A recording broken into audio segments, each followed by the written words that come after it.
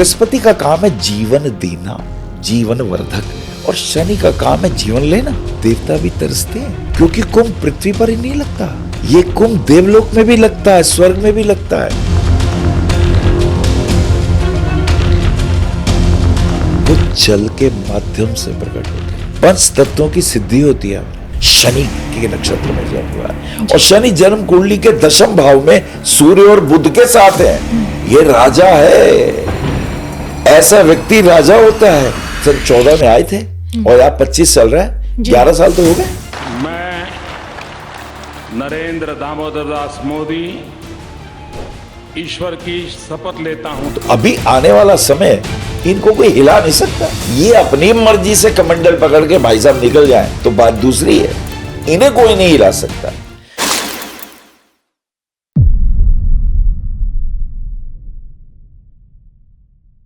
नमस्कार, धर्मज्ञान के दर्शकों का स्वागत है। कविता राणा। महाकुंभ 140 साल बाद आ रहा है, लेकिन इसी महाकुंभ में, इस महाकुंभ के इर्द गिर्द घूमती ग्रह नक्षत्रों की दुनिया किशोर क्या सांकेतिक भविष्यवाणी बता रही है। और इसी साल शनि, राहु, केतु और एक साथ 6 ग्रहों का एक ही राशि में आ जाना, तो इन ग्रह चाल को समझने के लिए आज हमारे साथ एक करिश्माई शख्सियत मौजूद है जो कह सकते हैं कि आज की डेट में टॉप के एस्ट्रोलॉजर्स में जिनकी गिनती होती है। आइए हम स्वागत करते हैं ज्योतिषाचार्य श्री अनिल वस्त जी का। गुरुजी, सबसे पहले तो आपका स्वागत है। धन्यवाद। सवाल बहुत हैं, लेकिन जो कि आप धर्म ज्ञान के इस पहले पॉडकास्ट में आपने अपना समय दिया, उसके लिए मैं आपकी बहुत आभारी हूँ। और वैसे तो देखिए, आपको हर कोई जानता है, नो डाउट, लेकिन मैं अपने लिए धर्म ज्ञान के जो हमारे दर्शक हैं उनके लिए आपसे जानना चाहूँगी कि स्टार्टिंग में अगर आप अपनी जर्नी बता दें, किस तरह से आपने अध्यात्म के रास्ते, ज्योतिष में इतनी विख्याति पाई, और आज देखिए किस प्रकार से आप अपनी इसी ज्योतिष गणना के आधार पर हमें भविष्य का आईना दिखाने की कोशिश भी कर रहे हैं। सबसे पहले धर्म ज्ञान के समस्त दर्शकों को, आपकी पूरी टीम को, और आपके इस ज्ञानमय और आध्यात्मिक उस चेतना को जिन्होंने मुझे यहाँ बुलाया, मैं सभी का बहुत बहुत अभिनंदन करता हूँ, स्वागत करता हूँ। ये शब्द धर्म ज्ञान ही बड़ा अद्भुत है। धर्म का अर्थ होता है धारण करना। जैसे पृथ्वी का जो धर्म है वो सुगंध है। अगर पृथ्वी पे जल छिड़केंगे तो सुगंध आएगी जी। वायु का धर्म है स्पर्श करना। अग्नि का धर्म है तेज जी। अगर अग्नि में हाथ डालें और अग्नि जलाए ही ना तो वो अग्नि ही नहीं है। जल का धर्म है तृप्ति, प्यास की अनुभूति देना। और आकाश का धर्म है ध्वनि, साउंड। ऐसे ही मनुष्य को सनातन के अंदर 16 संस्कार हैं। संस्कारों से संस्कारित होता हुआ व्यक्ति सभ्य हो जाता है।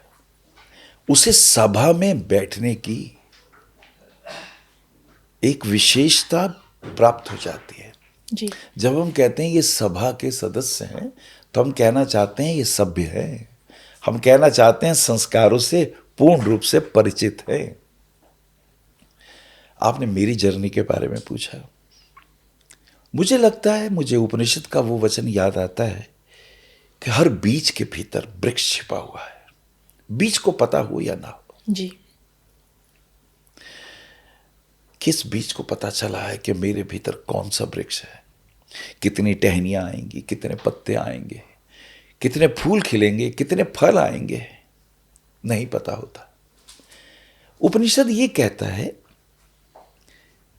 कि हर बीज को ये जानना ही चाहिए मेरा अतीत क्या है, मेरी यात्रा क्या रही, पिछले जन्मों में मैं कहां छोड़ के आया अपनी यात्रा को। क्योंकि अगर ये बोध हो जाए तो मैं वहां से शुरू करूंगा जहां मैं छोड़ के आया। नहीं तो फिर पहली क्लास, फिर दूसरी क्लास। इसी को तो कहते हैं आदि शंकराचार्य के पुनरपि जन्मम पुनरपि मरणम पुनरपि जननी जठरे शयनम भज गोविंदम भज गोविंदम गोविंदम भज मूढ़मते। मैं भी, मेरा जन्म स्थान अमृतसर है और मेरा शिक्षा का जो क्षेत्र है वो उत्तर प्रदेश है, और उत्तर प्रदेश में भी मुरादाबाद। वहाँ मैंने अपना ग्रेजुएशन किया, और वहाँ केजी के कॉलेज में मैंने वकालत का भी, मेरे मन में था मुझे अच्छा वकील भी बनना चाहिए जी। मैंने वहाँ से वो भी अध्ययन किया, मनन किया। फिर मैं दिल्ली आ गया, मेरा विवाह हुआ, मैं दिल्ली आ गया। तो सन 80 में दिल्ली मेरी कर्म क्षेत्री बनी। वो अध्ययन की क्षेत्र था, ये मेरा कर्म क्षेत्र था। मेरे पास 3-4 चीज़ों का मुझे शौक रहा। एक अच्छी, मैं पेंटिंग भी करता था, चित्रकला से मुझे शौक था, क्रिकेट से भी शौक रहा मेरा, तो काफ़ी अच्छी क्रिकेट भी खेली हमने। फिर एक संगीत के आचार्य थे, वो अभी भी हैं, उनके साथ रह के संगीत का प्रेम मुझे बहुत ज़्यादा है। तो बांसुरी बजाना और तबला बजाना, ये भी शौक वहाँ डेवलप हुए मेरे, अभी तक चलते हैं वो। और एक अध्यात्म के अंदर, क्योंकि मेरे दादाजी एक बहुत बड़े सिद्ध थे, भगवान शिव के भक्त थे जी। तो मुझे लगता है उनके संस्कारों से ये भीतर बीच के अंदर वो संस्कार रहे अध्यात्म को जानने के। वो बहुत बड़े ज्योतिर्विद भी थे। तो इन 4 गुरुओं की मेरे भीतर एक सनातन यात्रा, इस जन्म में इन्होंने मुझे परिपक्व किया। जैसे एक माली बीज को भूमि में डालता है तो जल देता है, खाद देता है, वायु प्रकाश का ध्यान रखता है, जी। इन चारों ने भी मेरा ध्यान रखा। मेरी माँ, मेरे माता पिता, इन सब ने मेरा बहुत ध्यान दिया। मेरी माँ का बहुत योगदान रहा। वो अपने ज़माने की प्रभाकर हैं, तो संस्कृत में बोलना, गीता उन्हें कंठस्थ है, तो बचपन में ही लोरियों में वो मुझे गीता सुनाया करती थी। तो ये यात्रा चलती चलती और फिर दिल्ली आकर मुझे लगा कि मुझे जानना चाहिए मेरा जीवन जो है, मैं अतीत को कहाँ छोड़ आया हूँ अपने को। मार्ग तो बहुत थे मेरे पास। मैं एक एस्ट्रोलॉजी से भी, जैसे कहना चाहिए चित्रकला से भी मैं अपना पेट भर सकता था, मैं अपना व्यवसाय चुन सकता था। मैंने बहुत अच्छी पेंटिंग करी है, लेकिन मुझे भाया ज्योतिषी। वो इसलिए भाया कि वेद का नेत्र है, वेदस्य निर्मल चक्षु, जो आपको आपके अतीत से मिलवाता है कि आप अपना कहाँ छोड़ाए हैं और आपका उद्देश्य क्या है। देखिए, विवाह होता है, बच्चे होते हैं, पत्नी है, माता है, पिता है, भाई बहन मित्र, ये तो सबको मिलते हैं, लेकिन इसके बावजूद भी आपका उद्देश्य क्या है। आपको अपने को बिना जाने विदा नहीं होना चाहिए। इससे पहले आए यम, आपको उसको बुलाना चाहिए, आओ मित्र मैं तैयार हूं। अपने को बिना जाने विदा नहीं होना चाहिए, क्योंकि हम शरीर ही नहीं है। शरीर तो हमें मिला है, इस शरीर में एक चिन्मय भी है, एक मृण। इस मृणमय शरीर में जो चिन्मय है, जो आत्मा है, जो परमात्मा का स्वरूप है, बिना उसको जाने विदा नहीं होना चाहिए। क्योंकि कहते हैं 84 लाख योनियां हैं, उसमें से 4 लाख योनियां ही मनुष्य की हैं, और उसमें भी मनुष्य योनि पाके अगर बिना अपने को जाने अगर विदा हुए तो बेकार ही हुआ ना। अब जितने पशु हैं, पक्षी हैं, वो चाहकर भी रामायण नहीं सुन सकते, वो चाहकर भी संतों के पास नहीं बैठ सकते। लेकिन अगर हमें ये शरीर मिला है जी। तो खाना पीना, घर गृहस्थी के अलावा आपको अपने को भी जानना चाहिए। और ज्योतिष ने मेरी मदद करी। ज्योतिष ने मुझे बहुत कुछ समझाया कि वो दिन खास है जिस दिन आप जन्म ले रहे हैं, वो तारीख खास है, वो टाइम खास है, वो नक्षत्र खास है जिसमें आप जन्म ले रहे हैं। अगर इन तारीखों का ध्यान रखें, दिन का ध्यान रखें, साल कौन सा है इसका ध्यान रखें, नक्षत्र का ध्यान रखें, तो वो एक गणना है जिसमें आपकी आत्मा लैंड करती है इस भूतल पर। आपकी आत्मा भी जब पिछला शरीर छोड़ा था तो 10 तत्व छिन गए थे। 27 तत्वों की ये देह होती है, 10 तत्व छिन जाते हैं। 17 तत्वों वाला ये जीव पुनः गर्भ चाहता है। कि मुझे फिर से, और जब उसे पुनः गर्भ मिलता है, यानी 10 तत्व और मिल जाते हैं। 5 तत्व अब आप जानते हैं, आकाश है, वायु है, अग्नि है, जल है, पृथ्वी है, और 5 प्राण है, प्राण अपान व्यान उदान समान। तो ये 10 तत्व जब मिलते हैं तो उसको हम कहते हैं हैप्पी बर्थडे, आपका जन्म हुआ। फिर ये यात्रा चलती है, जिस नक्षत्र में आप जन्म लेते हैं उस नक्षत्र से आपकी दशा अंतरदशा पता चलती है। मान लीजिए आपने रोहिणी नक्षत्र में जन्म लिया, तो इसका अर्थ यह हुआ कि चंद्रमा की महादशा में, क्योंकि रोहिणी नक्षत्र के अधिपति चंद्रमा है। अब चंद्रमा के 10 साल हैं, तो हमें पता चल जाएगा 10 साल तक ये चंद्रमा के अनुशासन में रहेंगे। उसके बाद मंगल है 7 साल के लिए, तो 17 साल तक ये मंगल के अनुशासन में रहेंगे। उसके बाद राहु, 18 साल तक राहु का अनुशासन आएगा। इस तरह हम अंदाज लगा लेंगे कि किस समय पे कौन सी ग्रह की दशा अंतरदशा बदलेगी, और वो ग्रह इनकी जन्मपत्री में कौन से भाव में है, वो किन भावों को देख रहा है, उससे आपके रिलेशंस, आपके प्रभाव, ये सब पता चल जाता है। तो 100 बात की एक बात जो मुझे समझ आती है कि वैदिक ज्योतिष में भी एक ऐसी गणना जिसे हम अचूक कह सकते हैं, और इसी गणना के आधार पर अब की बार का महापूर्ण कुंभ 144 साल बाद ग्रह नक्षत्र की दुनिया आज आपसे सुनना चाहते हैं, क्या कहती है? तो बहुत प्यारी बात कही आपने। कुंभ, अगर हम ध्यान से समझें तो वस्तुतः कुंभ एक ऐसा स्थल है, वो एक ऐसा लॉन्गिट्यूड लैटिट्यूड है जहां पर काफी वर्ष पहले जब क्षीर सागर में देवों और दानवों ने मंथन किया था, मंथन करने पे 14 रत्न निकले थे। पहला रत्न ही कालकूट विष था, जिसके प्रवाह से सारा संसार मरने जैसा हो गया था। तो भगवान शिव ने लोक कल्याण के लिए उस कालकूट को अपने कंठ में धारण किया। तब से उनका नाम नीलकंठ पड़ा, उनका कंठ नीला हो गया था। और उस स्थिति में भगवान विष्णु, एक मंदराचल पर्वत को लिया जाता है, वासुकी नाग की रस्सी बनाई जाती है, इधर देवता इधर असुर, मधानी की तरह उसे उन्होंने खूब अच्छी तरह मथा। तो 14 रत्नों में से अंत में भगवान धन्वंतरी, भगवान विष्णु ही धन्वंतरी का रूप धारण करके वो अमृत कुंभ लेके प्रकट हुए। और जब अमृत कुंभ को लेके प्रकट हुए तो उसे अहम पूर्वा, मुझे चाहिए।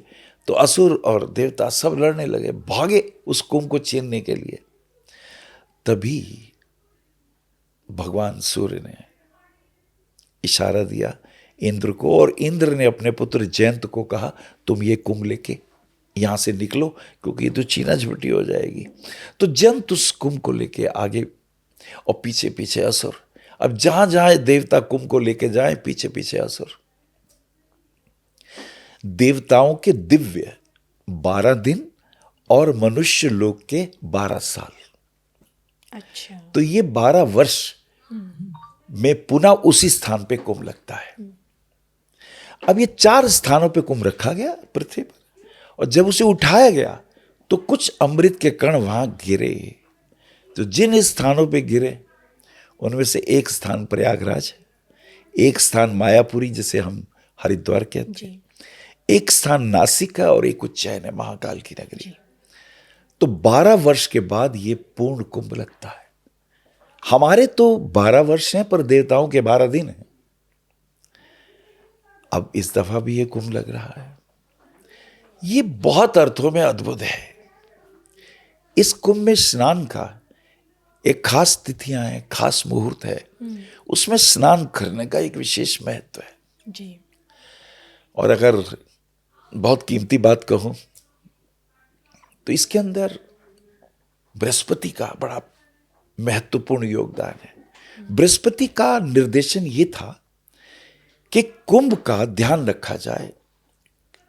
चंद्रमा को यह कार्यभार सौंपा गया कि यह अमृत सूख ना जाए। सूर्य को यह कार्यभार दिया गया कि घड़ा कहीं फूट ही ना जाए, वो कुंभ फूट ना जाए लड़ाई झगड़े में। और चंद्रमा का, क्योंकि चंद्रमा रस रूप है, तो वहां का अमृत सूख ना जाए। और बृहस्पति के निर्देशन में ये कार्य चला।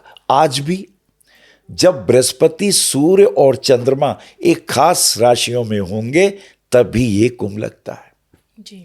अब इस वक्त बृहस्पति वृषभ राशि में है और उधर सूर्य और चंद्रमा मकर राशि में है, तो यह प्रयागराज में कुंभ लगता है।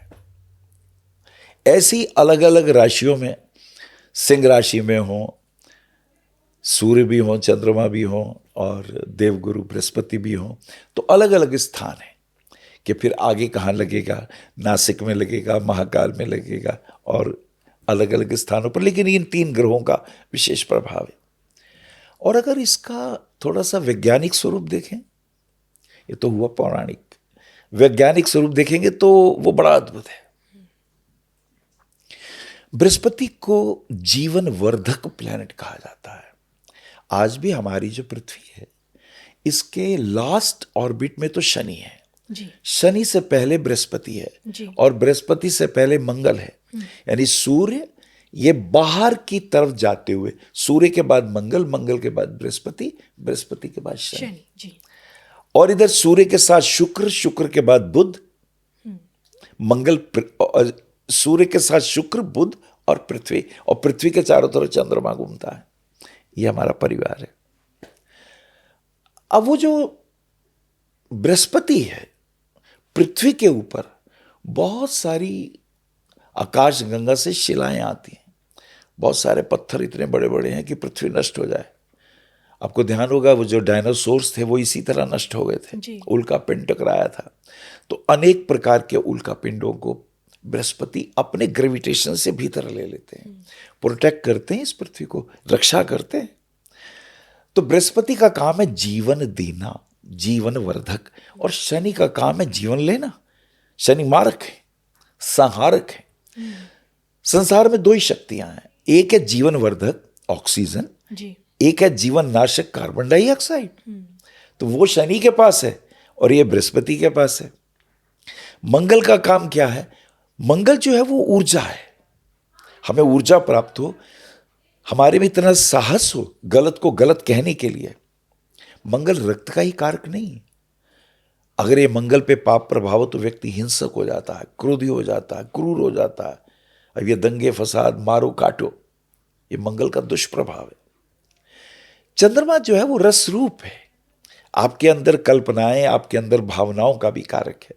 लेकिन ये चंद्रमा अगर अमावस्या का हो तो डिप्रेशन है, तो नेगेटिविटी है, तो लोग आत्महत्या भी करते हैं। बुध का काम है बुद्धि को सही मार्ग पे लगाना, बुद्धि का सदुपयोग करना। देखिए सत्संग का क्या असर होता है? एक बूंद आसमान से चली, जब वो गिरती है रेत में तो भस्म हो जाती है, जब वो केले पे के पेड़ पे गिरती है तो कपूर हो जाती है, और जब वो सिप्पी में गिरती है तो मोती बन जाती है।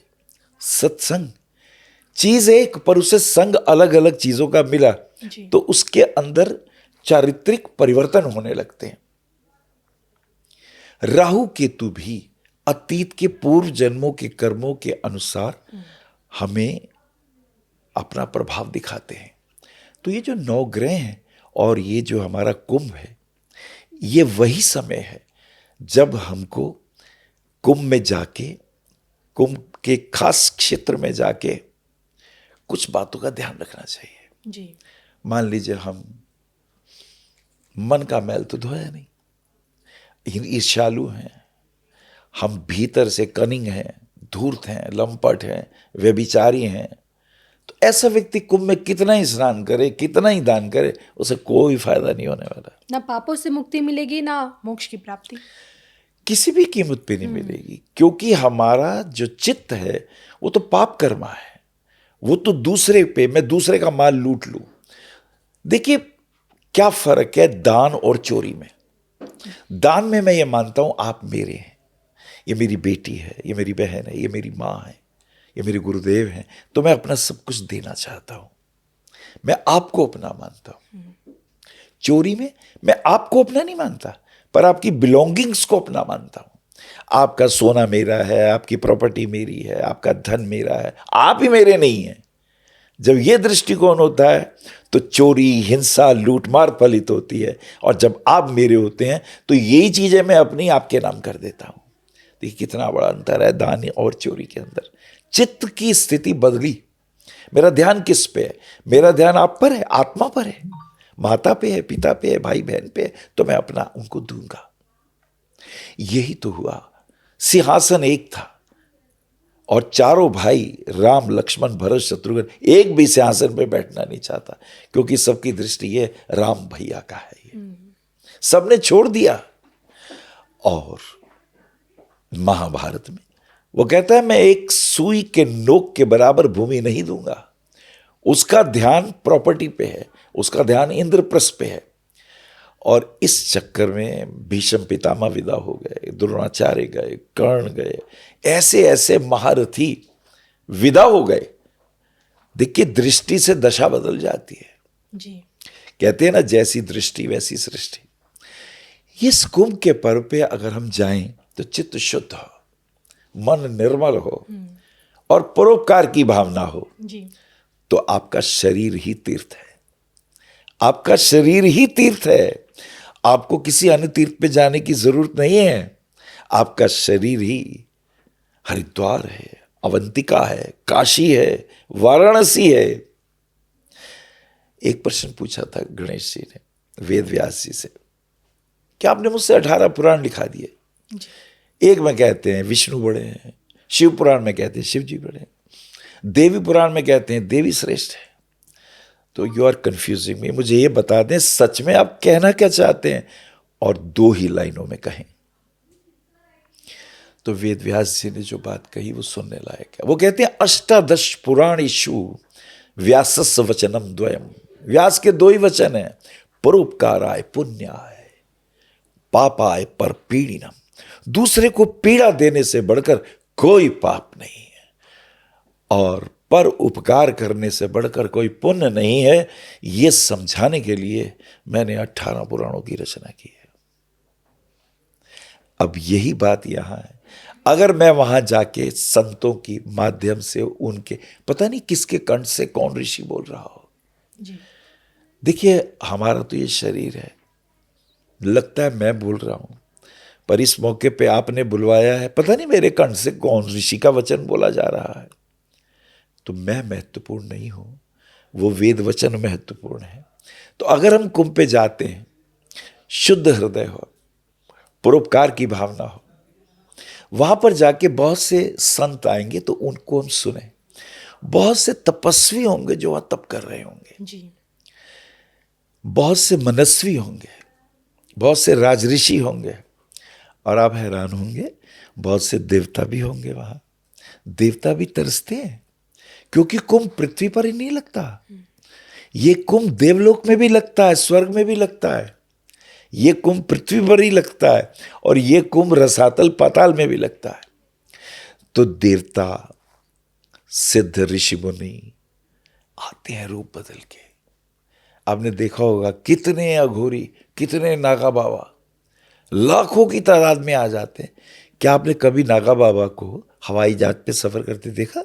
जाते हुए कोई नहीं देख पाए उन्हें आज तक। आपने कभी भी ना उन्हें बस में जाता देखा, ना पैदल कहीं जाता देखा। वो प्रकट हो जाते हैं अचानक से। वो जल के माध्यम से प्रकट होते हैं। 5 तत्वों की सिद्धि होती है उन्हें। जी।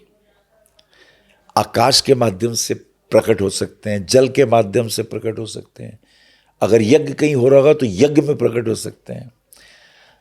अब आज तो हमें तो ये बड़ा मजाक सा लगेगा, पर मुझे सत्य तो कहना है आपको।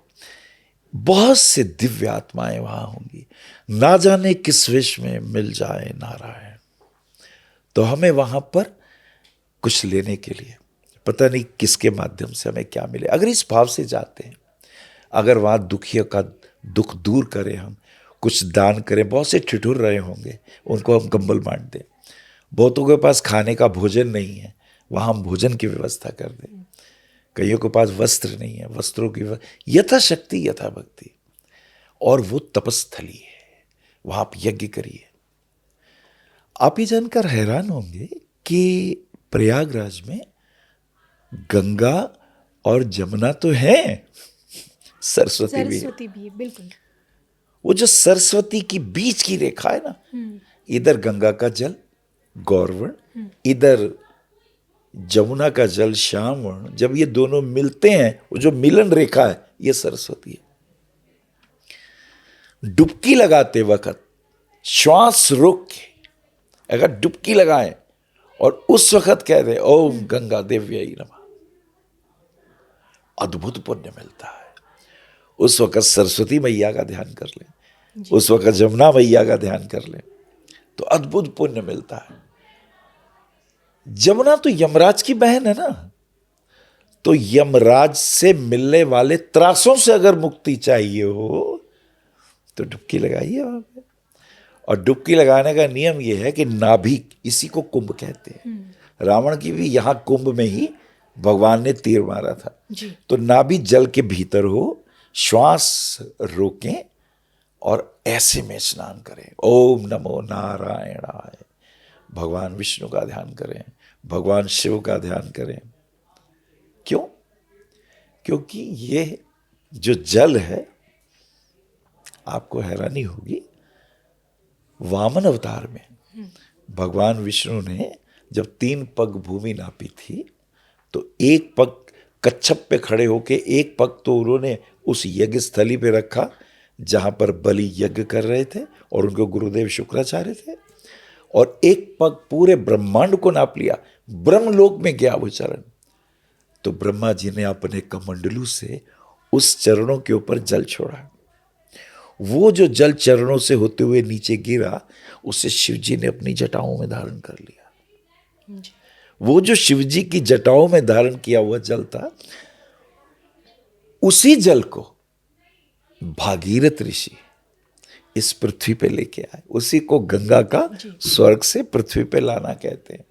लेकिन उससे पहले गौतम ऋषि हुए, वो उस गंगा को नीचे लाए थे और ब्रह्मगिरी पर्वत के ऊपर उस गंगा को उन्होंने उतारा था, ऋषि गौतम ने। उसे गोदावरी कहते हैं। गोदावरी गंगा से पहले की नदी है। ये सब माताएं हैं। इस जल में, क्योंकि भगवान विष्णु के चरणों पे ब्रह्मा जी का कमंडलू का जल और उसको धारण किया शिव जी ने, और शिव जी से आई पृथ्वी पर। ये गंगा नदी भी स्वर्गलोक में भी बहती है, पृथ्वी में भी, मृत्युलोक में भी बहती है, और रसातल में भी बहती है। इसकी कम से कम 15 धाराएं हैं। तो ऐसे में जब स्नान करें तो भगवान शिव का ध्यान करें। नमः शंभवाय च मयो भवाय च शिवाय च शिवतराय च नमः शिवाय, या कहें नमो नारायणाय या ओम ब्रह्मणे नमः। तो व्यक्ति के सीधे कांटेक्ट उसी युग में, उसी समय में आपका कांटेक्ट होता है। तो ये रहस्य है कुंभ में स्नान करने का। चलिए, मतलब आज आपसे साइंटिफिकली और किस तरह से स्पिरिचुअली कुंभ का क्या रहस्य, आज आपसे जाना हमने। और इसी रहस्य के बीचों बीच ग्रहों की दुनिया से भी आपने हमें साक्षात्कार कराया। लेकिन कुंभ के ठीक बाद, सालों बाद शनि का महाराशि परिवर्तन। अरे हाँ, ये तो बहुत अच्छी बात। और ठीक उसके बाद उन्हीं के 2 मित्र राहु केतु का गोचर। हाँ। इनकी कितनी बड़ी भूमिका आपको लगता है कि आने वाले समय में हमें देखने को मिलेगी? ये आपने बड़ा अच्छा प्रश्न पूछ लिया। आप मुझे घुमा के एस्ट्रोलॉजी पे ले ही आए। देखिए, सबसे पहले मैं ये कहना चाहूँगा कि जो हमारा नववर्ष है वो 30 मार्च को शुरू हो रहा है, और उसके जो नववर्ष के हर वर्ष का एक राजा होता है, एक मंत्री होता है। तो राजा सूर्य हैं, मंत्री भी सूर्य हैं।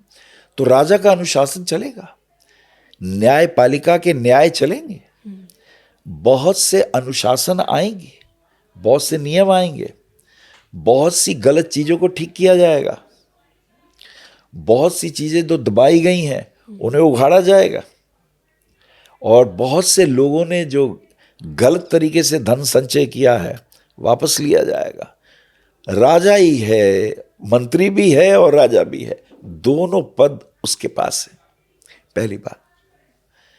और ऐसी स्थिति में शनि के बारे में आपने पूछा, शनि तो न्यायाधीश है, ये 14 भवनों के न्यायाधीश है। और शनि की एक और खूबी है, मैं आपसे कहूं कि अगर हम काल पुरुष की कुंडली बनाएं तो उसमें जो मकर राशि है वो दशम भाव में आती है। दशम भाव कर्तव्यों का है, कर्मों का तो है लेकिन कर्तव्यों का है। आजकल क्या होता है, बच्चे भाई ये पिता की प्रॉपर्टी में मेरा अधिकार है, अधिकारों की बात करते हैं, कर्तव्यों की बात नहीं करते। दशम भाव कर्तव्यों का है और 11वां भाव कर्म फलों का, आय का, क्या प्राप्त होगा। तो शनि देव की मकर राशि इस काल पुरुष के दशम भाव की राशि है। यानी इस परमात्मा की कुंडली अगर मैं बनाऊं तो दशम भाव तो मकर राशि उनकी है और 11वां भाव जो है वो आय का है, प्राप्ति का है। 11वां भाव प्रसिद्धि का भी है। कुछ लोग बहुत मेहनत करते हैं, उन्हें प्रसिद्धि नहीं होती। प्रसिद्धि कुछ लोगों को मिलती है, मेहनत तो बहुत करते हैं, पर भगवान यश सबको नहीं देते। तो 11वां भाव यश का और प्रसिद्धि का, धन प्राप्ति का तो है ही है जी। अब ये जो शनि देव हैं, इनका अगर हम देखें 30 मार्च को शनि देव राशि परिवर्तन कर रहे हैं। इसका अर्थ यह हुआ कि कुंभ राशि से मीन में आ रहे हैं, गुरु की राशि में, देव गुरु बृहस्पति की राशि में आ रहे गुरु हैं। का बृहस्पति तो संस्कारी है ही, शनि देव उसमें आ रहे हैं। यानी शनि जो है वो गुरु का रूप धारण करके आ रहे हैं। भीतर से न्याय प्रिय, बाहर से गुरु, यानी कठोर गुरु है, अनुशासन पसंद है, नियमों को मानने वाला है। ये कपट्याचारी, भ्रष्टाचारी, लंपटों को पसंद नहीं करने वाला। तो शनि आ रहे हैं मीन राशि में, देवगुरु बृहस्पति की राशि में। जब ये वहां आएंगे तो स्वभावतः कुंभ राशि और एक राशि आगे मेष राशि, इन पे 7.5 हो जाएगी, क्योंकि शनि 2.5 साल पीछे, 2.5 साल आगे, और 2.5 साल जिस राशि में उसमें 2.5, 5 और 2.5, 7.5 का इनका प्रभाव। ये जिस राशि में होते हैं वहां तो प्रभाव देते ही हैं, पीछे और आगे भी देते हैं, तो उनके ऊपर ये प्रभाव जाने वाला है। एक तो ये चीज बड़ी महत्वपूर्ण हो जाएगी।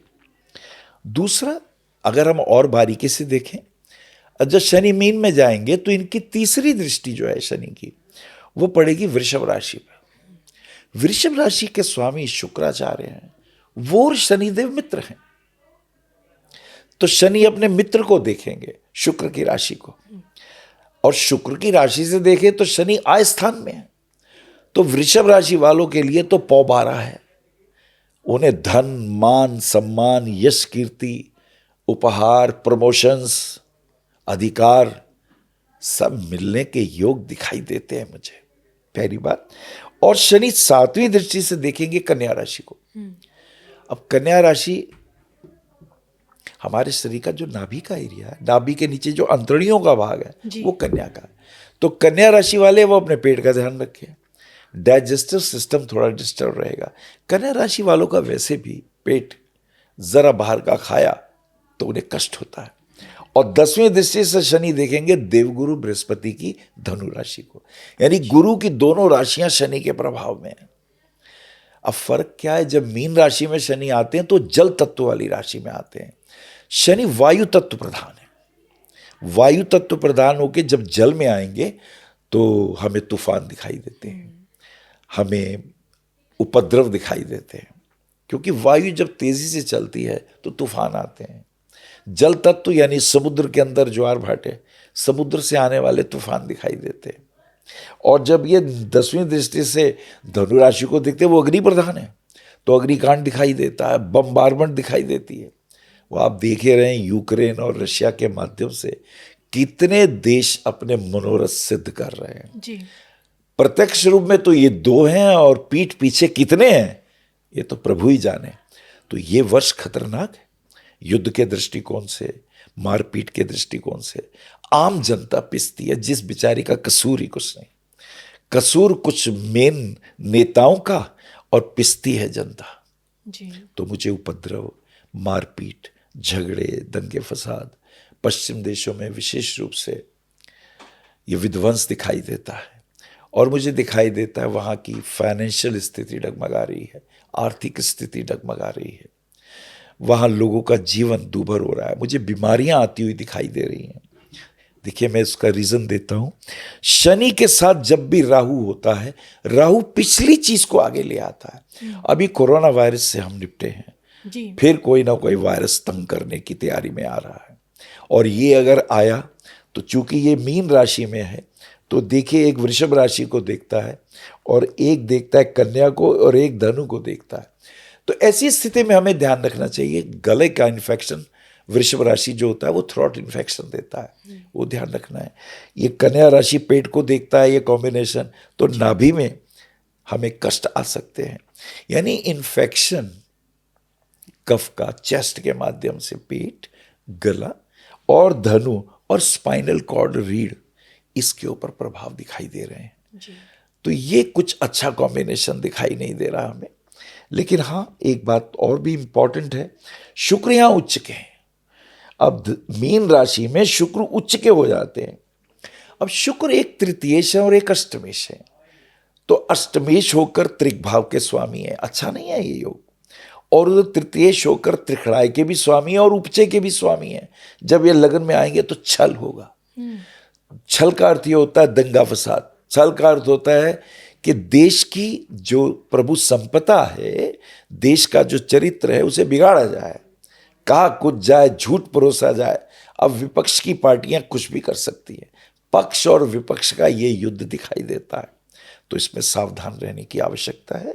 इसी में हमें सूर्य भी दिखाई देते हैं। सूर्य षष्ठेश होकर जब वहां आते हैं तो राजदंड दिखाई देते हैं, अनुशासन दिखाई देता है, उपद्रवियों के ऊपर नकेल रखी जाएगी जी। और उनको दंड प्रक्रिया कठोर हो जाएगी। अनुशासन शासन की तरफ से तेजी से आएगा। वहाँ मुझे एक प्लेनेट बुध भी दिखाई देते हैं। बुध से फिनेंस का जो फाइनेंशियल स्टेटस है उस पर हमें ध्यान देना होगा। कुल मिला के ये जो 6 ग्रहों का योग आ रहा है, इसके अंदर मैं एक बात कहना चाहता हूँ कि मंगल द्वितीयेश और भाग्येश होकर चतुर्थ भाव में है। मंगल इस स्थितियों को संभालेंगे।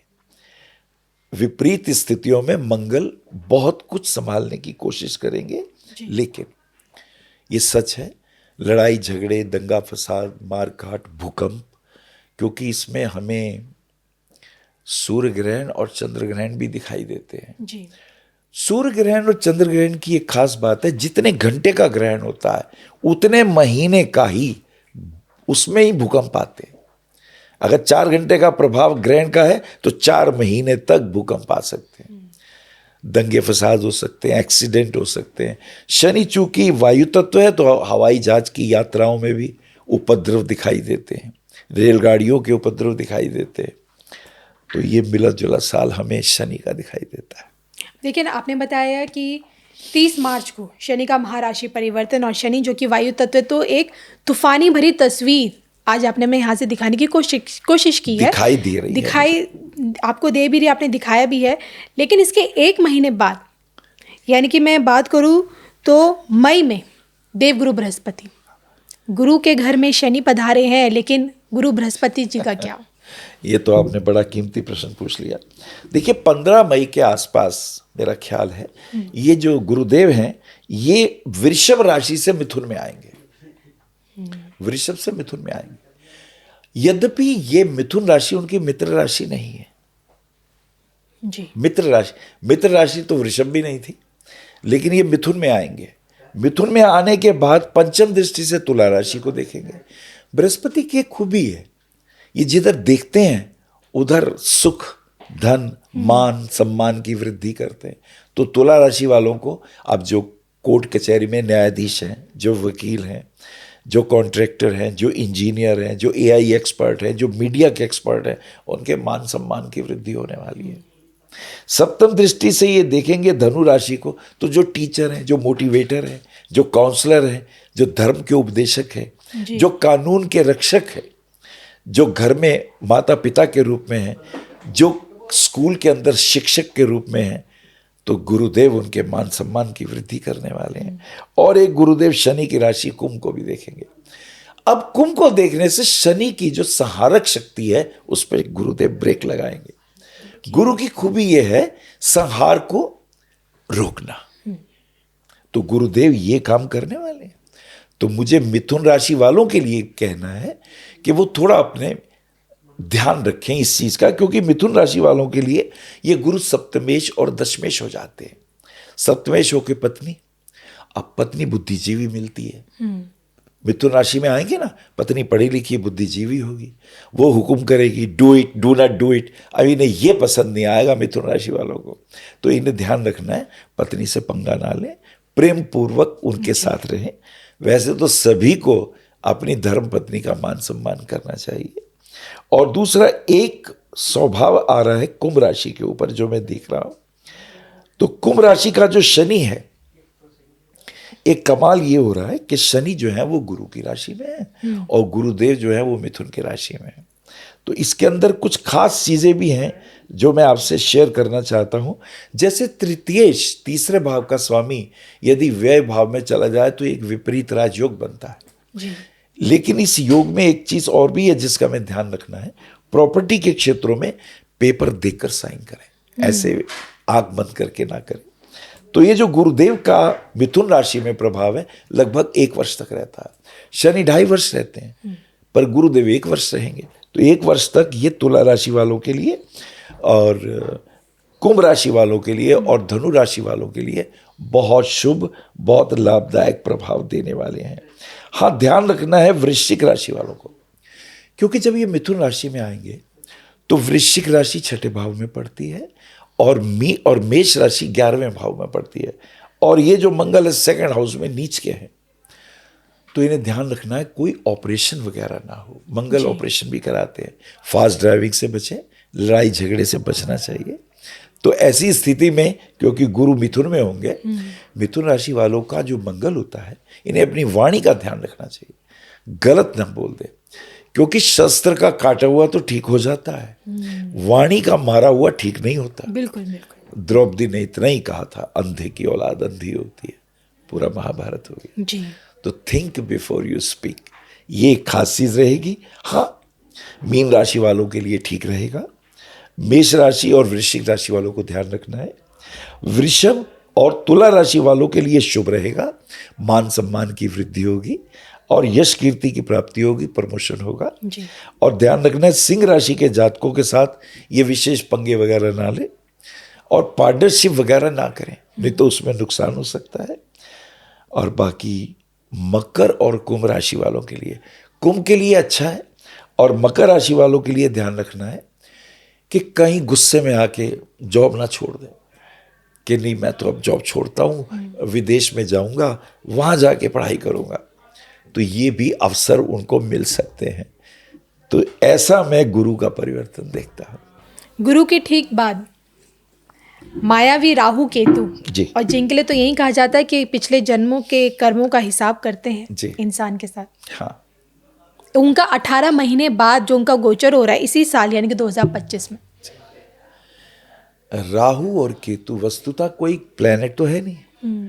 असल में पृथ्वी 23.5 डिग्री झुकी हुई अपने एक्सिस पे घूमती है। अच्छा। और सूर्य की भी परिक्रमा करती है। जी। तो पृथ्वी की 2 गतियां होती हैं और इस पृथ्वी के चारों तरफ चंद्रमा चलता है। तो पृथ्वी की गति से एक खास करके चुंबकीय क्षेत्र निर्मित होता है और जब चंद्रमा अपनी गति पृथ्वी के चारों तरफ चलता है तो 2 पॉइंट पे वो कटाव बिंदु आते हैं। तो जो दक्षिण दिशा का कटाव बिंदु है उसे राहु कहते हैं, साउथ नोड, और जो उत्तर दिशा का है उसे नॉर्थ कोड कहते हैं। तो ये राहु और केतु यही होते हैं। वस्तुतः इस स्थिति में पूरे ब्रह्मांड में एक रेडिएशन सा प्रभाव जाता है। ये पृथ्वी पर भी आता है, बहुत जगह जाता है। ऐसा प्रभाव जब जन्म कुंडली में दिखाई दे, अब जैसे राहु केतु अब क्या कर रहे हैं, ये राहु और केतु का जो स्वरूप है, कुंभ राशि में तो राहु आ रहे हैं और सिंह राशि में केतु आ रहे हैं। जी। यानी मित्र की राशि में राहु आ रहे हैं। शनि इनका मित्र है, मित्र राशि में आ रहे हैं। अच्छा, ये वक्री चलते हैं, इसलिए आपने सही कहा, पिछले जन्मों जन्मों का का हिसाब किताब ये हमें बताते हैं। अब जब ये राहु केतु आएंगे तो कुंभ लगन जिनका होगा या कुंभ राशि जिनकी होगी या सिंह राशि जिनकी होगी, उसके ऊपर ये एक्सेस पड़ रहा है। तो सिंह राशि वाले अलर्ट रहें और कुंभ राशि वाले भी अलर्ट रहें। ये जब रेडिएशन का प्रभाव आता है तो जो पीछे आप कर आए, आपने पिछले वर्ष 2 वर्ष 10 साल, क्योंकि 1.5 साल तक ये राहु केतु 1.5 साल में राशि बदलते हैं। जी। तो 1.5 साल तक जो आपने किया, अच्छा या बुरा, या और 3 साल में जो किया, या जो पिछले जन्मों में भी किया, तो राहु केतु पिछले जन्मों के कार्मिक कर्मों को प्रकट करते हैं। जैसे किसी ने किसी के साथ बुरा व्यवहार किया, अब उसने तब नहीं कहा, अब जब राहु केतु का एक्सेस आएगा तो वो प्रकट हो जाएगा। ओके। कई लोगों को आपने देखा होगा, किसी ने उन पे दोषारोपण लगा दिया। बहुत से लोगों पे दोषारोपण लग जाते हैं। अब किया था 10 साल पहले या 15 साल पहले, फाइलें अब खोल रही हैं, तो ये वही राहु केतु है, ये पुरानी फाइलें खोल देता है। तो कुंभ राशि वालों के ऊपर है ये राहु का प्रभाव, मिथुन राशि के ऊपर है और तुला राशि पे। तो तुला राशि वाले ध्यान रखें, न्याय प्रिय लोग हैं ये लोग न्याय के मार्ग पे चलने वाले हैं। ये लोग जज हो सकते हैं, वकील हो सकते हैं। वकील हो तो ध्यान रखें झूठे मुकदमे ना लें। अब तुला राशि के मीडिया के क्षेत्र में हो सकते हैं, झूठी फिल्में उल्टी सीधी बना के ना किसी को दिखाएं, ना किसी का अपमान करें, अपयश करें। मीडिया की लाइन भी आती है। एआई वाले, आर्टिफिशियल इंटेलिजेंस वाले, आईटी सेक्शन वाले, हवाई जहाज उड़ाने वाले, और जितने भी हमारे वैज्ञानिक हैं, ये सब तुला राशि में आ रहे हैं। ऐसे ही मिथुन राशि वाले बौद्धिक प्राणी हैं, फाइनेंस डिपार्टमेंट के लोग हैं, बैंकिंग डिवीजन के लोग हैं। ये वो लोग हैं कमोडिटी के क्षेत्र के हैं, शेयर मार्केट वाले हैं। तो भैया सोच समझ के रुपया इन्वेस्ट करें, अचानक फायदा भी हो सकता है, नुकसान भी हो सकता है जी। और ये सिंह राशि पे भी, सिंह राशि पे जब एक्सेस गिरता है तो उच्च पदों पे आसीन लोगों को अहंकारी नहीं होना चाहिए, गर्वीला नहीं होना चाहिए, घमंड में आके किसी का अपमान नहीं करना चाहिए, नहीं तो अपयश होगा, अपमान होगा। खास करके कुंभ राशि वालों के लिए उनकी पत्नी को ये वहम होता है या पति को ये वहम होता है, हम उच्च खानदान के, उच्च रक्त के हैं। अच्छा। क्योंकि उनकी राशि सिंह है ना, तो सूर्य अपने आप को प्रतापी मानता है, राजा मानता है, बॉस मानता है। वो कमांड देना पसंद करता है, कमांड लेना पसंद नहीं करता। बिल्कुल सही कहा। तो वो जो 7th हाउस स्पाउस का है, आइदर मेल और ए फीमेल, आप उससे लफड़ा ना करें, झगड़ा ना करें, क्योंकि वो भाई साहब तो रुकने वाले हैं नहीं, वो तो झुक नहीं सकते। अच्छा, सिंह की एक और मुसीबत है, उससे कोई दोस्ती नहीं कर सकता, और शेर से कौन दोस्ती करेगा, सब डर के मारे भाग जाएंगे, शेर नहीं करेगी। तो इसलिए कुंभ का राहु का प्रभाव इन 3 राशियों पे आएगा। हाँ, राहु का प्रभाव तुला के ऊपर, वृषभ के ऊपर ठीक रहेगा, मिथुन के ऊपर और कन्या के ऊपर भी बुरा नहीं रहेगा, क्योंकि ये इनके मित्र हैं। सिंह राशि is not a friendly planet. तो हाई ऑफिशियल पोस्ट पे जो आईएएस आईपीएस लोग हैं, मंत्री हैं, संतरी हैं और न्यायाधीश हैं, ये अपने कार्य में ईमानदारी बरतें, न्याय करें तो अच्छा है। इसमें एक और परेशानी आती है जो मुझे कहना है, अक्सर न्यायाधीशों के घर में जो उनके बेटे होते हैं, उनकी बीवियां उनसे तलाक मांगने लगती हैं। क्या मैं बात कह रहा हूं, फिर से सुने। न्यायाधीशों के घर में जो पुत्र हैं, उनकी बीवियां उनसे तलाक मांगने, वो वहां भी न्याय करेंगी। उन्हें अगर उसको लगेगा मुझे दबाया गया, मेरे कुछ सामने नहीं लाया गया, मान लीजिए बीवी भी वकील हो, बीवी भी जज बनना चाहती हो, और वो कहे नहीं मैं ऑलरेडी हूं ना, तुम क्यों आ रहे हो बीच में, तो ये कलेश हो सकता है। तो इवन 10-15 साल पुराना भी रिश्ता हो तो अभी कलेश हो सकता है। तो बी अलर्ट, सावधान रहिएगा। एआई सेक्शन के जितने भी हमारे डॉक्टर्स हैं, सर्जन्स हैं, इन सबको ध्यान रखना है इस मामले में। और एक बात कहना है मुझे इसके अंदर, केतु को अगर हम देखें, ये तो मैंने राहु का बताया, केतु भी चेंज हो गया। केतु मोक्षदायी है, केतु मंगल की तरह काम करता है, जो आध्यात्मिक की तरफ लेके जाते हैं इंसान को। अध्यात्म की तरफ इसलिए ले जाता है कि अश्वनी नक्षत्र, मेष राशि का अश्वनी, भरणी, कृतिका, अश्वनी नक्षत्र जो है, जिसके आचार्य अश्वनी कुमार है जी, और उसका नक्षत्र का लॉर्ड केतु है अश्वनी का। सूर्य जब मेष राशि में होते हैं तो उच्च के होते हैं, इसलिए क्योंकि सूर्य आत्मा के कारक है जी। जो व्यक्ति आत्मस्थ होता है वही मुक्ति के मार्ग की ओर जाता है। केतु सिंह राशि में, तो केतु जब सिंह राशि में आएंगे तो व्यक्ति हाई प्रोफाइल ऊंचे पद पे रहता हुआ भी अगर ध्यान योगी है, ज्ञान के मार्ग पे चल रहा है, तो उसके हाथ में सत्ता भी होती है। योगी जी को ले लीजिए, हैं तो सन्यासी, जी, हैं तो विरक्त, लेकिन न्याय पथ पे चलते हुए धीर पुरुष विचलित नहीं होते, निर्णय लेते हुए बोल्ड स्टेप लेते हैं। तो केतु वहां पर एक सन्यासी को राजा बना देता है और न्याय करने के लिए किसी भी हद तक जाता है। उसके लिए न्याय सर्वश्रेष्ठ है।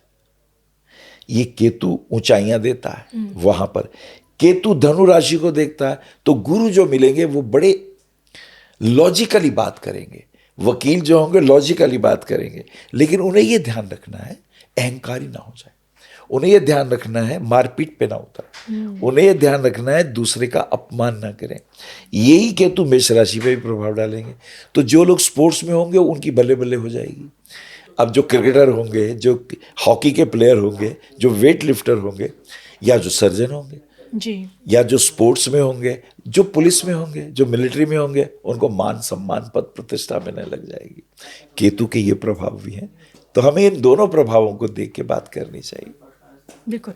देखिए, आपने हमें महाकुंभ और महाकुंभ की बात की तस्वीर में जिस तरह की आपने हमें समझाने की कोशिश की है राहु, केतु, शनि और गुरु के बारे में, जी, आपने देखिए अलग अलग पैरामीटर्स पर किस राशि पर क्या प्रभाव पड़ेगा वो आपने हमारे दर्शकों को बताया है जी। लेकिन दर्शक आपसे ये भी जानना चाहते हैं कि जो भी एक नेगेटिव इम्पैक्ट जो भी उनकी ज़िंदगी पे पड़ रहा है इस दौरान, जो आपने सावधानियां उनको बताई है, लेकिन सावधानियों के साथ साथ अगर आप इलाज भी बता दें। ये आपने बड़ी अच्छी बात कह दी। चलिए, बड़ी सुंदर बात आपको बताते हैं। राशि अनुसार मैं 12 राशियों के लिए एक बड़ी गहरी बात बताता हूं। मेष और वृश्चिक राशि का स्वामी मंगल है जी, तो मंगल की जिनकी राशि है वो रामायण पढ़े।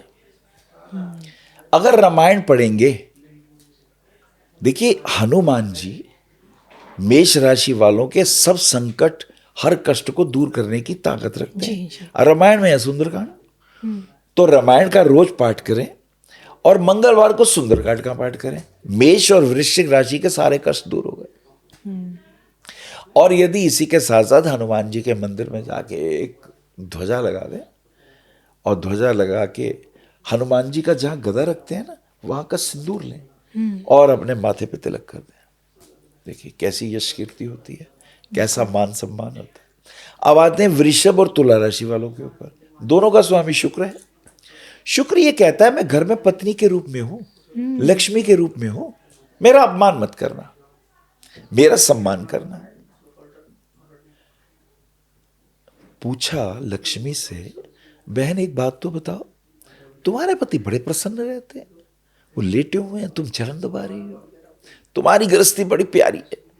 शिव जी कहते हैं हमारी बड़ी समस्या है, वो देवी गुस्सा आता है तो अग्नि में दाह कर लेती है। और ब्रह्मा जी कहते हैं मेरी पत्नी तो इतनी गुणवान है, वो तो सुर समृद्धि है, मेरी कुछ चलती ही नहीं, वो मेरे से ज्यादा ज्ञानवान है। पर प्रसन्न जितनी लक्ष्मी तुम हो, अब बताओ ना रीजन क्या है। तो एक बात कहती है कि पति जब शाम को घर आते हैं मेरे, तो मैं उनका ब्रीफकेस लेती हूँ, पति को पंखा करती हूँ, पानी पिलाती हूँ, शरबत पिलाती हूँ और लिटा के माथे पे हाथ फेरती हूँ और चरण दबाती हूँ। मैं नहीं पूछती कहाँ से आए हो, अब आए हो, ये तुम्हारा आने का टाइम है, मैं ये नहीं पूछती। और उनके जितने रिश्तेदार हैं मैं उनकी निंदा नहीं करती, मैं उनके भाइयों का अपमान नहीं करती, मैं भाइयों की उनकी बीवियों का अपमान नहीं करती।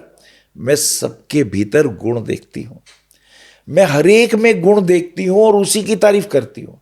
अगर उसमें कोई कमी है वो मैं नहीं कहती, पर मैं उनके गुणों की तारीफ जरूर करती हूँ। इससे मेरे पति के कुल के सारे लोग मुझे प्रेम करते हैं, मेरा मान सम्मान बढ़ता है। ये सीक्रेट है। ऐसी विष्णु जी से पूछा, बोले मैं अपनी धर्मपत्नी के माता पिता का सम्मान करता हूँ, उसके कुल के सब व्यक्तियों का सम्मान करता हूँ। दोष तो सब में होते हैं, दोष तो देवता में भी होते हैं। अगर मैं अवगुणों पे दृष्टि रखूंगा तो कष्ट होगा, तो मेरे शत्रु बढ़ेंगे। अगर आपके गुणों की प्रशंसा करूंगा तो मेरे मित्र बढ़ेंगे। ऐसा कौन व्यक्ति है जिसमें गुण ना हो? तो गुण ग्राहक बनने से प्रेम की वृद्धि होती है, और अवगुणों को दूर करने का ठेका जब आप लेंगे तो कष्ट बढ़ता है। तो वृषभ और तुला राशि वाले, और मैं तो कहता हूं 12 राशि वाले सुन लें ये बात, वो अपनी पत्नी का अनादर ना करें। घर में अगर कोई काम करने वाली है तो उसका भी अनादर ना करें।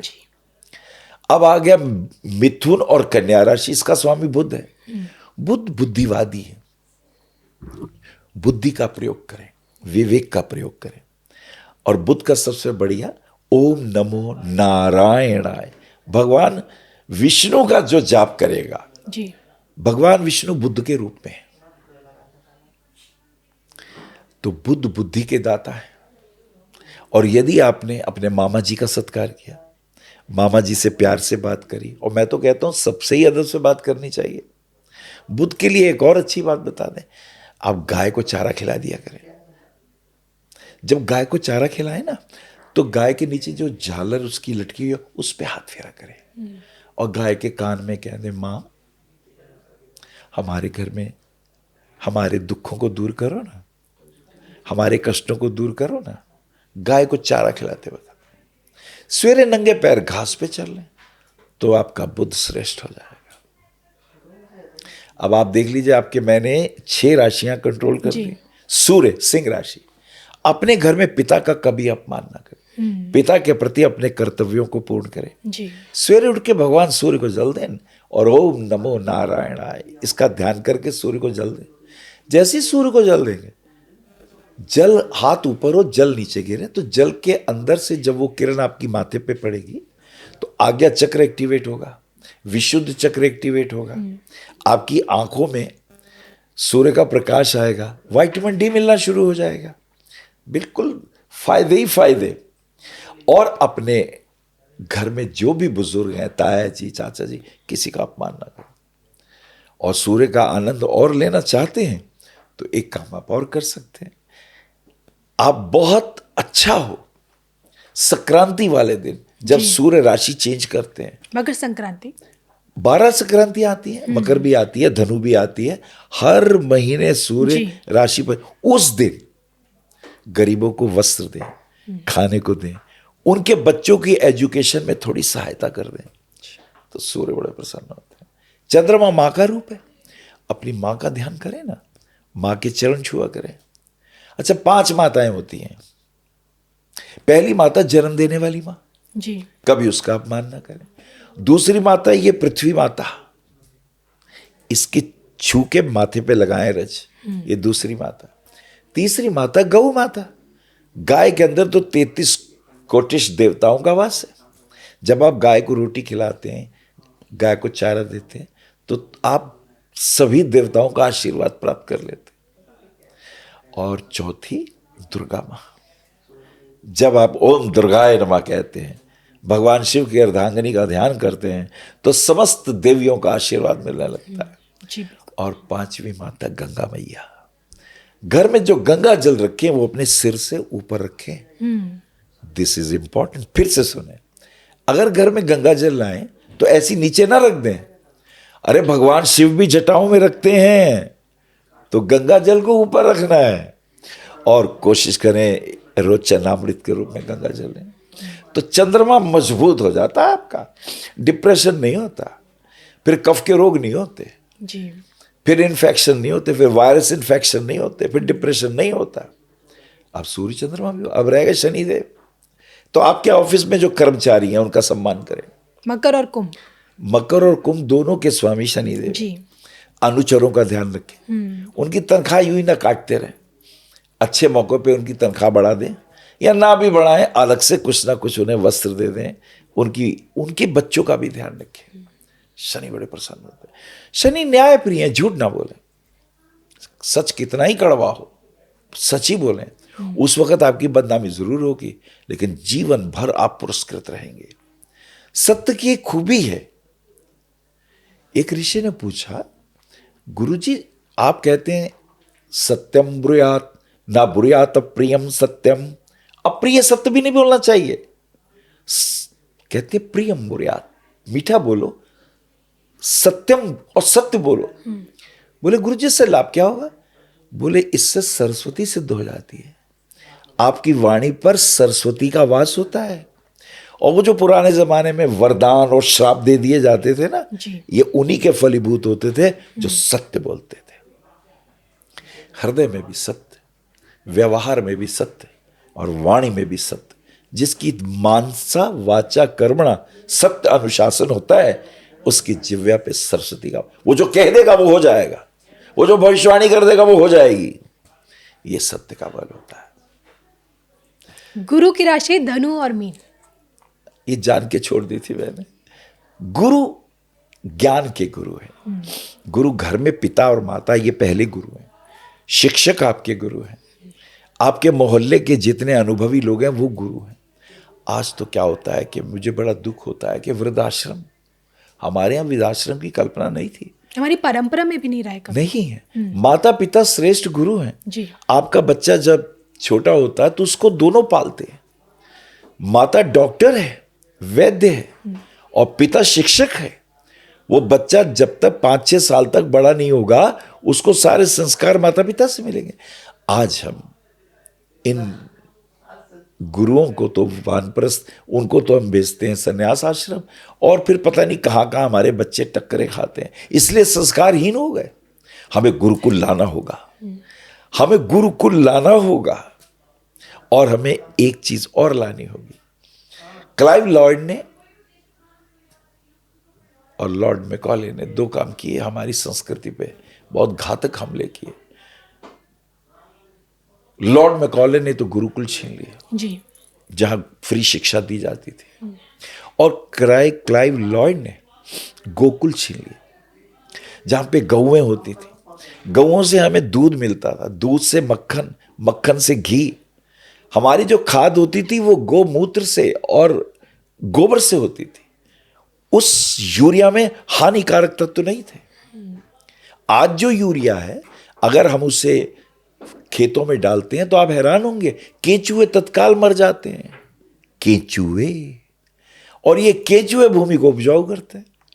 ये केंचुए जब भूमि के अंदर जाते हैं तो बीच में एक संधि स्थान छोड़ते जाते हैं, उससे वायु का आना जाना रहता है, वो भूमि शस्य श्यामला बनती है। उन्होंने अपना यूरिया बेचने के लिए आपके यूरिया का भंडार 30,000 गौएं रोज कटती थी। क्लाइव लॉर्ड ने ये किया। आज हमारे देश के शासकों को चाहिए गोकुल और गुरुकुल दोनों बनाएं। सारी शिक्षाएं दें, नैतिक शिक्षा तो वहीं मिलेगी। आपकी जानकारी के लिए कह दूं, बच्चे जब गुरुकुल में आते थे तो हाथ में दंड देके 12 वर्ष तक उन्हें कहते थे तुम भिक्षा मांगो, 12 वर्षों के बाद आना हमारे पास। क्यों? क्योंकि देवगुरु बृहस्पति हर वर्ष राशि बदलेंगे। उसी राशि में जब गुरु फिर आएंगे तब उन्हें गुरुकुल में शिक्षा दीक्षा के लिए एडमिशन दिया जाता था। तब गुरु 12 होते थे। अब जैसे गुरु कहां गए? मिथुन में जी। तो अब गुरु बुध हैं। कर्क में जाएंगे तो माता गुरु हो जाएगी, सिंह में जाएंगे तो पिता गुरु हो जाएंगे, कन्या में जाएगी तो बेटियां गुरु हो जाएंगी, तुला में जाएंगे तो न्यायाधीश गुरु हो जाएंगे, वृश्चिक में जाएंगे तो जितने जिम एक्सपर्ट हैं, जितने हमारे फिजियोथेरेपिस्ट हैं, जितने हमारे शरीर के रक्षक हैं, वो गुरु हो जाएंगे। और नवम में तो हमारे शिक्षक गुरु होंगे। दशम में जो हमारे नीचे कर्मचारी, ज्ञान कहीं से भी हो सकता है। रविदास जी तो चर्मकार थे, लेकिन ज्ञान की गंगा वहां कैसी बह रही थी, वो भी हमारे गुरु हो सकते हैं। तो 12 राशियों में जब गुरुदेव जाते हैं, 12 संबंधों के लोगों को अपना गुरु बनाते हुए जब तुम वापस आते हो तब तुम परिपक्व हो जाते हो। ये परंपरा गुरुकुल की है। बिल्कुल। आपने जो हमें आज गुरुकुल और गोकुल की जो महत्ता समझाने की कोशिश की है, और समय आ गया है कि हम अपनी इन परंपरा को वापस लेकर आए अपनों के बीच में। लेकिन क्या आपको लगता है, अभी जो आपने बताया ना, केतु अध्यात्म के रास्ते पे यूपी के मुख्यमंत्री योगी आदित्यनाथ को कहाँ से कहाँ लेकर गए हैं, क्या ये परंपरा आपके अब तक के अनुभव को देखते हुए, ज्योतिष गणना को देखते हुए, योगी आदित्यनाथ की आने वाली सत्ता में नजर आएगी हमें? बड़ा महत्वपूर्ण प्रश्न किया है। योगी आदित्यनाथ जी की कुंडली मेरे पास, जो हमें गूगल ही आजकल देता है, हमें नहीं पता कितनी सही है गलत है, लेकिन जो मैं देख पा रहा हूं, इनकी कुंभ ही राशि है। कुंभ ही राशि है, और कुंभ में सारा अनुशासन इन्हीं का है। एक बात बड़ी कीमती है, जब शासक विरक्त हो, जब शासक संन्यस्त हो, जब शासक इंद्रियों के विषयों को कंट्रोल करने की ताकत रखता हो, तो उसका अनुशासन, उसका शासन जनता के हित में होता है। अक्सर मैं कहता हूं, निज पर शासन फिर अनुशासन। अनुशासन की शिक्षा तभी दी जा सकती है जब मैं स्वयं शासन अपने पर करना जानता हूं। इंद्रियां तो बहिर्मुखी होती हैं, आंखें तो बाहर का सौंदर्य ही देखती हैं। आंखों ने कब कुरूपता को स्वीकारा है? नासिका ने कब दुर्गंध को स्वीकार किया? नासिका तो सुगंध चाहती है। और कान कब कड़वे बोलों को बर्दाश्त करते हैं? और रसना कब दुर्गंध युक्त भोजन करती है? और हमारे हाथ और पैर, ये भी श्रेष्ठ जगह पर ही जाना पसंद करते हैं। इंद्रियों के विषयों से जो प्रभावित होकर कर्म करता है, वो नाना प्रकार के नरकों में गिरता है। इंद्रियों के जो विषय हैं, उनसे अनासक्त रहते हुए, उस पर बुद्धि की लगाम रखते हुए, ये महत्वपूर्ण है। इंद्रियों का कसूर नहीं है, इंद्रियों के विषय भी गलत नहीं है, लेकिन उस पर अनुशासन होना चाहिए जी। योगी आदित्यनाथ एक अनुशासित व्यक्ति है। वो गुरुकुल से आए हैं, वो गोकुल से आए हैं। इनसे श्रेष्ठ व्यक्ति ढूंढना मुश्किल है।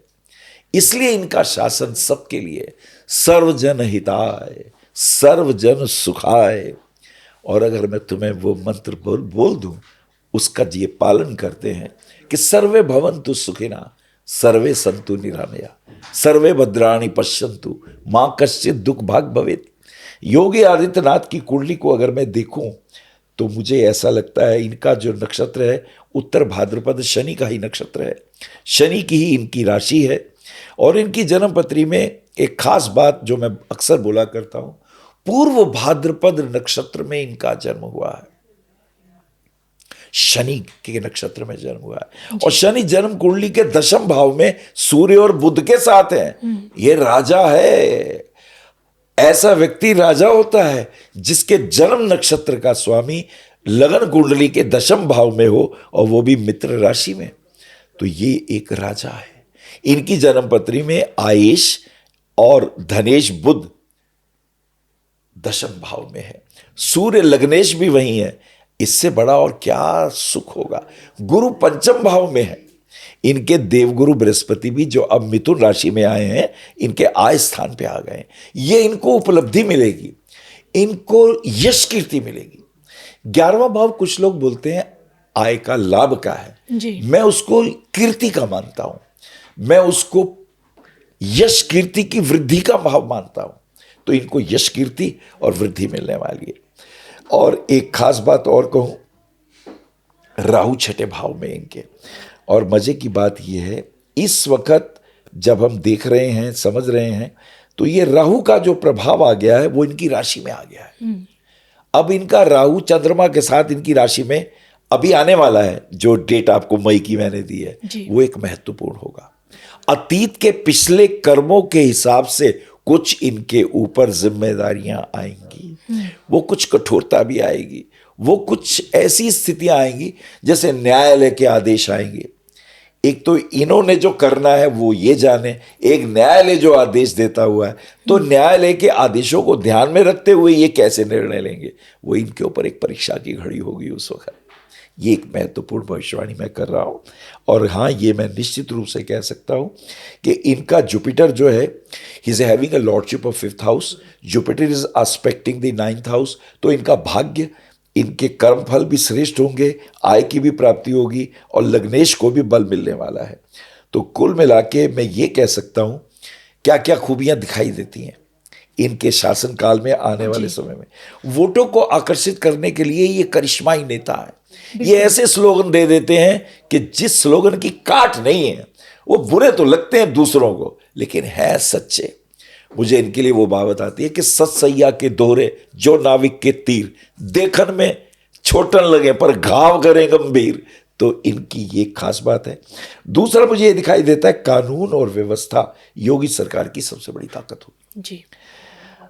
अब देखिए बहुत सारे ब्रह्मोस मिसाइल से लेकर के अब कैसे कैसे इन्होंने एयरपोर्ट भी अगर आप देखेंगे तो उसके भी निर्माण क्षेत्र में आगे हैं। रक्षा उपकरणों का विशेष करके विदेशी ताकतों को अपने यहाँ बुलाएंगे कि यहाँ आप धन का निवेश करें, रोजगार के अवसर पैदा होंगे, एक्सप्रेस वे बनेंगे, डिफेंस कॉरिडोर बनेंगे और समन्वय की दृष्टि से ये सबको साथ जोड़ते हुए निर्भीक सिंह की तरह आगे बढ़ेंगे। भविष्य के देश के सर्वोच्च पद पर भी पहुंच सकते हैं। आपने कहा ना ये तो राजा हैं, राजा ही बनेंगे, राजा तो हैं ही, लेकिन 27 का यूपी का चुनाव है, वो तो आपने हमें पिक्चर दिखा दी। लेकिन इस बीच में ना एक सवाल लोगों के मन में ये रहता है कि राजा के राज तिलक का समय क्या 27 से पहले ही आ जाएगा? कुछ बातें गर्भ में रहनी चाहिए, कुछ बातें जो हैं मैंने इशारा तो आपको दे दिया है कि आने वाले युग के एक महानतम श्रेष्ठ शासक, एक मसीहा, हो सकता है कुछ लोगों को अच्छे ना लगे। अब जिन लोगों का देखिए घर टूटेंगे, जिन लोगों के अब जिन्होंने देश के साथ या लोगों के साथ अगर कुछ गलत किया है तो उन्हें दुख भी होगा, लेकिन बहुतों को सुख होगा, बहुतों के लिए अच्छा होगा। और ये आपने अच्छी बात कही है क्योंकि 3 ग्रह बदलने वाले हैं, उतार चढ़ाव होंगे, कुछ कष्ट भी होंगे, कुछ तकलीफें भी होंगी और मान सम्मान की भी प्राप्ति होगी। वैसे तो इस पे भी चर्चा हुई नहीं थी पॉडकास्ट से बैठने से पहले, लेकिन आपकी कर्मभूमि दिल्ली रही है। जी, मेरी कर्मभूमि दिल्ली है, इसमें कोई शक नहीं है। यही जानना सोच रही थी कि क्यों ना पूछ लूँ कि दिल्ली का भविष्य क्या कहता है हम, क्योंकि मैं भी दिल्ली में ही जन्मी हूँ जी। और जितना मैंने देखा है दिल्ली का भविष्य क्या लगता है आपके बारे में? जनता जाग रही है, जनता समझ रही है। सच पूछें तो भविष्य नेताओं का नहीं है, भविष्य तो जनता का है।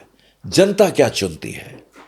जनता रुपए चुनती है, मुफ्त का पानी चुनती है या मुफ्त की बिजली चुनती है? ये महत्वपूर्ण है क्योंकि ये चीजें अगर मैंने, चाहे मुझे कोई भी सरकार दे, सवाल ये नहीं है कौन सरकार देगी, इन प्रलोभनों से तो बचना चाहिए। बिल्कुल बचना चाहिए। हमें अपना परमानेंट हमारे बच्चों का भविष्य देखना चाहिए।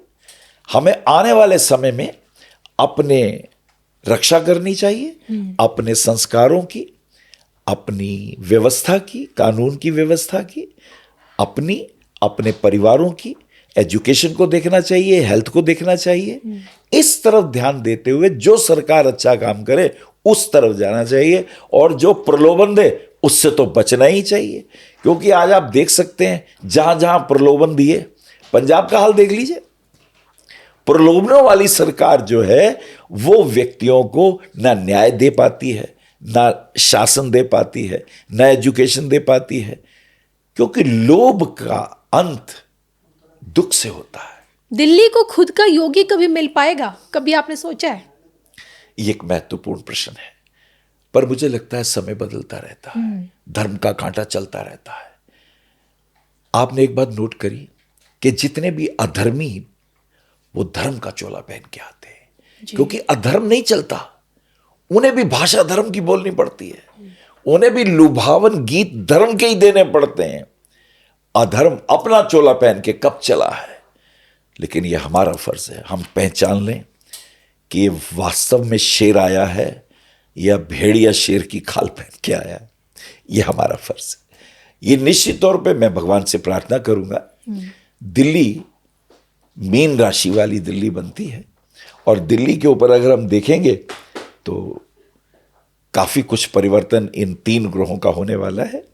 मुझे परिवर्तन के संकेत दिखाई देते हैं और मुझे शुभता दिखाई देती है और मुझे आने वाले समय में किसी शेर को आते हुए मैं देख रहा हूं, मैं किसी योगी राज को देख रहा हूं। चलिए, शेर की बात हुई जाते जाते, इस वक्त का जो हमारे देश का जो शेर है, मैं तो उन्हें बब्बर शेर कहती हूँ, देश के प्रधानमंत्री नरेंद्र मोदी जी के लिए क्या लगता है? आप 25 ग्रह दशाएं आने वाला उनका आत्मनिर्भर भारत की जो बात करते हैं, जिस स्वर्ण काल की बात करते हैं, आने वाला समय उनके लिए आगे हमें हमारे भविष्य को किस तरह का आकार देने जा रहा है? अब बहुत महत्वपूर्ण प्रश्न है। ऋषि पराशर ने ज्योतिष के माध्यम से एक सूत्र दिया है कि जन्मकालीन नक्षत्र को देखो नक्षत्र के स्वामी को देखो, अच्छा। यदि वो आपकी जन्म कुंडली के दशम भाव में है तो ये गरीब राजा बनेगा।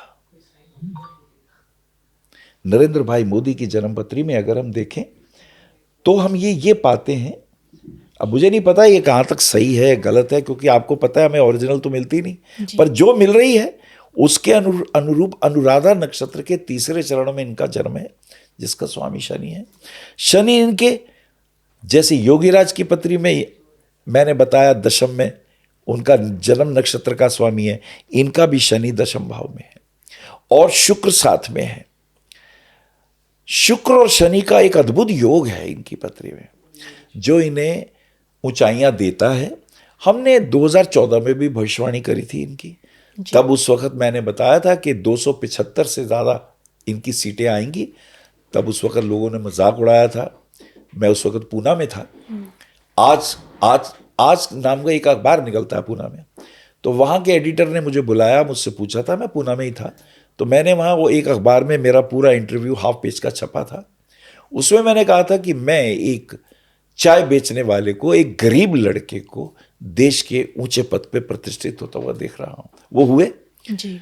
और ये भविष्यवाणियाँ जो हमने करी, सच तो ये है कि हमारे माध्यम से जो भी ऋषि मुनि बोल गए वो घटना घटी, हमने कुछ नहीं किया। हमारी कई बातें गलत भी होती हैं। कभी कभी लोग मुझसे पूछ लेते हैं टीवी पे, गुरु जी आज पाकिस्तान का और इंडिया का मैच है, आज इंडिया का और उसका मैच है, बताओ कौन जीतेगा। अब मेरे पास दोनों की डेट ऑफ बर्थ तो है नहीं खिलाड़ियों की, पर मुझसे पूछोगे तो मैं क्यों कहूँगा इंडिया हारेगा, मैं उनका मनोबल क्यों गिराऊं, मैं हार जाऊं, मेरी बात गलत हो जाए ये मुझे मंजूर है, लेकिन मैं अपने देशवासियों का भविष्य कभी भी मनोबल नीचे नहीं गिराऊंगा। लेकिन आज अगर मेरे पास नरेंद्र मोदी की जन्मपत्री का कुछ अंश सामने है तो इस वक्त की जो स्थिति है, चंद्रमा की महादशा में इन्होंने शासन भार संभाला। चंद्रमा के बाद मंगल की दशा है, 10 साल तो है चंद्रमा के और 7 साल है मंगल के, तो ये 10 और 7 17 साल का ये खास योग है इनके पास। अब अभी देख लीजिए, सन 14 में आए थे और आप 25 चल रहा है, 11 साल तो हो गए। तो अभी आने वाला समय इनको कोई हिला नहीं सकता। ये अपनी मर्जी से कमंडल पकड़ के भाई साहब निकल जाएं तो बात दूसरी है, इन्हें कोई नहीं हिला सकता। बरसों बाद एक मसीहा, एक सनातनी जो सबको एक निगाह से देखता है जी, जिसके लिए मानवता प्रमुख है, जिसके लिए जहां कहीं कोई व्यक्ति डिजर्विंग है, चाहे वो किसी भी जाति में है, ये उसे उठाता है। ये कमल, ये कीचड़ में से कमल उठा लाता है और कमल को अपने प्रतिष्ठित करता है। बहुत लोगों को दुख भी होता है, लेकिन ये व्यक्ति का भविष्य बहुत श्रेष्ठ है, शुभ है। मेरे पास जो स्थितियां हैं, 30/5/25 तक मंगल में शनि की दशा रहेगी। शनि इनका तृतीयेश होकर दशम में है। अब कई लोग कहेंगे ये त्रिखड़ाय का स्वामी है तो राजतंत्र में 19-20, अब ये हो गया ना 400 पार, मोदी की गारंटी 400 पार, जो नहीं हो पाया। कहां घटे नीचे, शनि की दशा में एक घटना घट गई, लेकिन शनि ने इन्हें सत्ता में रखा है, सत्ता से अलग नहीं किया। तो ये 30/5/25 तक का है ये पीरियड। अभी मई तक का पीरियड है और मई में ग्रह भी चेंज होने वाले हैं। तो इनका मैं देख पा रहा हूं, जो मैं महसूस करता हूं कि शनि आ जाएंगे, उनकी जो स्थिति बनेगी, शनि की मीन राशि में स्थिति बनेगी। तो शनि जब मीन राशि में होंगे तो थोड़ा सा एक अंतर आएगा।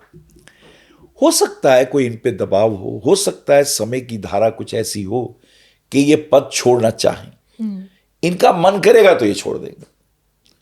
ऐसी स्थिति हो सकती है 30 मई तक जी, पर होगी ये मैं नहीं कहता, क्योंकि मैं वो बात याद रखता हूं कि शनि ने इनको मैक्सिमम नुकसान यही दिया कि अब की बार 400 पार और सीटें बहुत कम आई, लेकिन सत्ता से उन्हें अलग नहीं किया।